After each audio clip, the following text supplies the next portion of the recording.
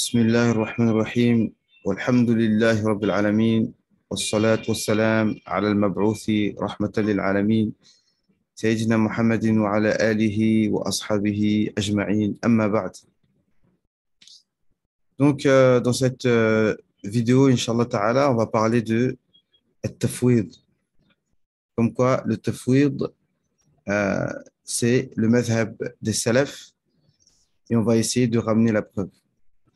Alors, dans cette courte vidéo, j'ai fait exprès de pas beaucoup me préparer, pas beaucoup lire. Je vais me contenter de dire ce que je connais déjà pour montrer qu'il n'y a pas besoin de faire de grosses recherches et de se préparer outre mesure pour prouver le madhab des salafs et des musulmans. Donc, comme ça reste simple et accessible. Et aujourd'hui, on est à l'époque d'Internet, donc tout le monde peut vérifier les informations que je vais donner, même si elles ne sont pas hyper précises. Mais celui qui est sincère et qui cherche la vérité, moi, je vais lui donner des pistes et il pourra vérifier par lui-même, Inch'Allah Ta'ala. Donc, le tafwid, on entend toujours donc que les frères salafis, on va les appeler comme ça, plus précisément les wahhabo-taïmistes, euh, nous disent que le tafwid, c'est la pire des choses, que ça s'appelle at-tajhil, comme quoi on dit que Allah Azza wa Jal, on dit que le prophète alayhi salam aurait euh, ignoré des attributs d'Allah subhanahu wa ta'ala. Mais c'est pas ça le problème. On connaît bien yani, les mots qui sont dans le Coran, ils sont très connus. D'accord? La main, al-yad, même si on dit en français, bon, pour moi c'est la même chose, c'est le même principe, la même problématique. Al-yad, al-wajh, etc., al-istiwa, l'établissement sur le trône, etc. On connaît très bien le sens. Maintenant, le problème qui se pose, c'est que voilà, certains nous disent que il faut faire le tafwid du kayf et pas le tafwid de l'ma'na. C'est-à-dire que les frères salafis nous disent que on connaît le sens, mais on ne connaît pas le kayf. Donc, tout simplement, au niveau du sens, si par exemple on prend Aliyat, le problème maintenant avec les frères, c'est que ils jouent avec les définitions, ou alors ils ne sont pas précis dans les définitions. Donc, comme on dit, celui qui change les définitions, il change les sens, il change les réalités. Et eux, ils n'aiment pas qu'on les coince avec les définitions. Or, il faut savoir que c'est ça qui va. Si on parle ilm maintenant, eh bien, c'est que les ta'rifat qui vont nous permettre de démêler le vrai du faux. D'accord? Donc, si maintenant on parle de yad, par exemple, et on n'applique ça à tout le reste, al-yad, on sait très bien le sens de l'yad. L'yad, en français ou en arabe, a une définition claire et nette. Et il y a une définition première. Après, il y a toutes les utilisations imagées qu'on peut imaginer, que ce soit en français, en arabe et dans toutes les langues. Donc, le premier sens de main, c'est la partie d'un corps. En arabe, on dit jariha. Et jariha, ça veut dire une chose qui peut être amovible. En arabe, quand on dit jarrah, un chirurgien, ben, c'est quelqu'un qui peut enlever une partie de ton corps, etc., couper une partie de ton corps, etc. D'accord? Donc, c'est ça le sens du mot main. Donc, à partir du moment où tu me dis que tu connais le sens du mot main, ça y est, c'est terminé. Il faut que tu dises, il faut que tu sois cohérent avec toi-même et que tu me dises, oui, ben, je suis un mujassim. OK. Et là, tu seras cohérent avec toi-même. D'ailleurs, quand on leur dit, ben, est-ce que Allah est un corps ou pas? Eh ben, ils ont une réponse à géométrie variable. Ils n'ont pas une réponse claire. Ils te disent, si tu dis que Allah est un corps comme nous, avec une peau, euh, la chair, du sang, etc. Non, alors non, dans ce cas-là, on dit Allah n'est pas un corps. Mais si, par le mot corps, tu veux dire que tu renies les attributs d'Allah, alors ben, on te dit oui, ben, Allah c'est un corps. Voilà. Parce que pour eux, dire qu'Allah est un corps, ce serait confirmer les attributs d'Allah. Et quand on dit qu'Allah n'est pas un corps, dans une certaine mesure, ce serait renier les attributs d'Allah. Je n'invente rien. Mais bien entendu, lorsqu'on parle, il faut être précis. Et eux-mêmes, ils sont précis. Ils te posent la question, qu'est-ce que tu entends par corps? Donc, je ne leur fais pas dire ce qu'ils ne disent pas. Alors, déjà, normalement, c'est terminé d'entrée de jeu. Le sens du moment, on le connaît. Et si tu l'attribues à Allah subhanahu wa ta'ala, ça pose un problème. À partir du moment où tu dis non, c'est pas une main avec des chairs des chairs et des en chair et en os, ok. Et ben en fait, en réalité, on dit la même chose. En réalité, on dit la même chose. Beaucoup d'entre eux sont des mufawwid sans s'en rendre compte. Parce que on est d'accord que c'est pas la définition première que l'on connaît. D'accord? Ça, ils le disent. Maintenant, quand on dit, ils disent qu'on connaît le sens, mais qu'on ne connaît pas le kaif, on ne connaît pas le comment. Il faut savoir que le comment, c'est un attribut qui peut s'attribuer c'est quelque chose qu'on peut dire que à partir que sur un corps. D'accord? Et on a des paroles de Cheikh Féminin, et ça, ils ne peuvent pas le nier, on peut le trouver, le vérifier facilement, euh, où Cheikh Féminin nous dit que Allah Azzawajal a un visage, mais on ne sait pas s'il est rond, s'il est rectangle. On ne connaît pas le comment, parce que le comment, la réponse au comment, ce sera soit c'est rond, soit c'est rectangle, soit c'est blanc, soit c'est noir. D'accord? Parce que ce sont des kaifs, c'est-à-dire des kaifs, les kaifs, ils sont soit physiques, soit ma'nawi. D'accord? Soit physiques, soit ma'nawi. Donc,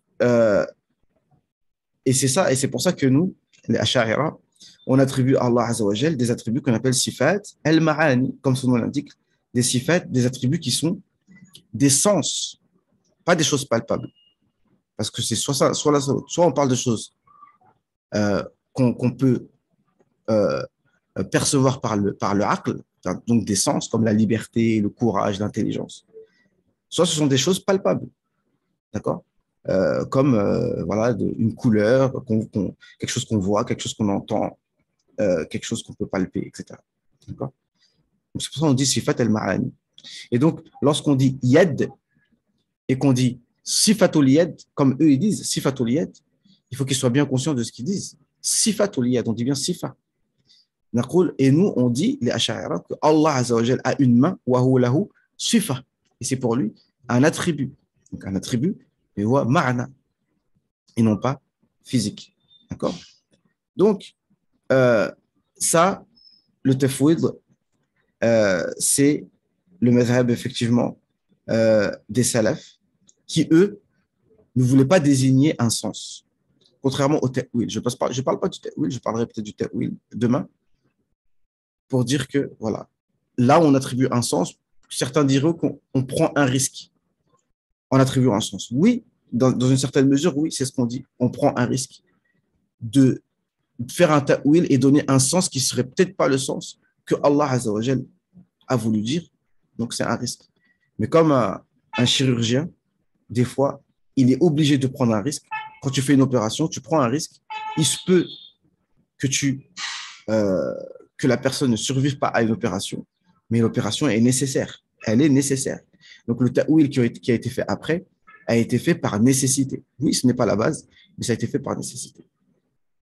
Donc, tout ça pour dire que il faut être précis sur les définitions, savoir de quoi on parle et surtout étudier les choses dans les ouvrages respectifs de référence avec une méthodologie.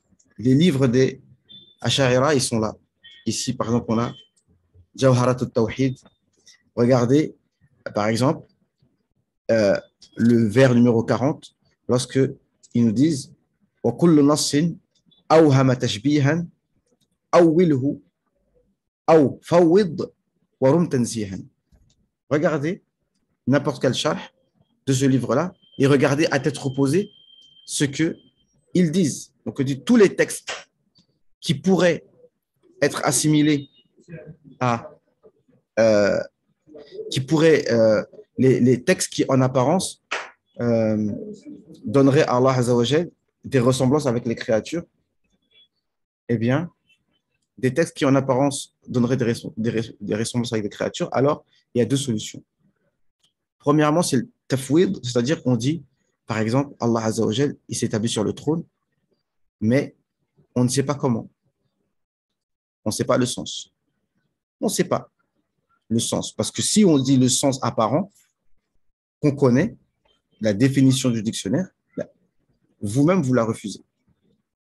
Ça, c'est la première solution. Et le deuxième avis, c'est ta'wil, donner un sens qui convient à Allah subhanahu wa ta'ala. Et on en parlera demain, Inch'Allah ta'ala, enfin, une prochaine fois, pour montrer que les Arabes, ils avaient des manières de parler. Donc, fa'awwilhu aw fawwid wa hum tanzihan. Et cherche par cela à exempter Allah subhanahu wa ta'ala de tout manque, de dire tout simplement subhanallah. Et c'est ce qui nous est demandé. Fasabbih bismi rabbikal azim.